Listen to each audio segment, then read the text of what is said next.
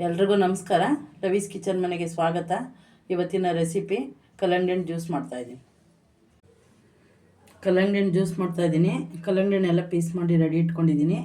ಸ್ವಲ್ಪ ನಿಂಬೆಹಣ್ಣು, ಸ್ವಲ್ಪ ಚಾಟ್ ಮಸಾಲ ಪೌಡ್ರ್, ಜಾರ್ ತೊಗೊಂಡಿದ್ದೀನಿ. ಕಲ್ಲಂಗಡಿ ಹಣ್ಣು ಪೀಸ್ ಇದಕ್ಕೆ ಹಾಕ್ತಾಯಿದ್ದೀನಿ.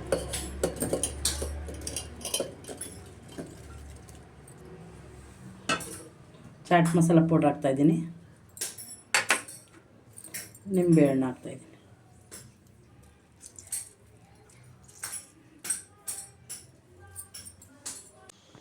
ಈಗ ಇದು ಗ್ರೈಂಡ್ ಮಾಡ್ಕೊಂಬರ್ತೀನಿ. ಕಲ್ಲಂಗಡಿ ಹಣ್ಣು ಗ್ರೈಂಡ್ ಮಾಡ್ಕೊಂಬಂದಿದ್ದೀನಿ. ಇವಾಗ ಗ್ಲಾಸ್ಗೆ ಹಾಕ್ತಾಯಿದ್ದೀನಿ.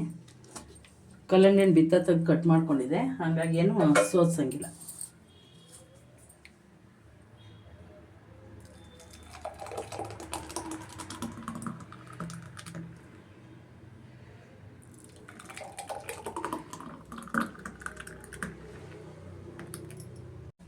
ಕಲ್ಲಂಗಡಿ ಹಣ್ಣು ಜ್ಯೂಸ್ ರೆಡಿ. ಈ ರೆಸಿಪಿ ನಿಮ್ಗೆ ಇಷ್ಟ ಆದಲ್ಲಿ ನಮ್ಮ ಚಾನಲ್ ಸಬ್ಸ್ಕ್ರೈಬ್ ಮಾಡ್ಕೊಳ್ಳಿ, ಲೈಕ್ ಮಾಡಿ, ಶೇರ್ ಮಾಡಿ. ಹೊಸ ರೆಸಿಪಿ ಜೊತೆ ಸಿಗ್ತೀನಿ.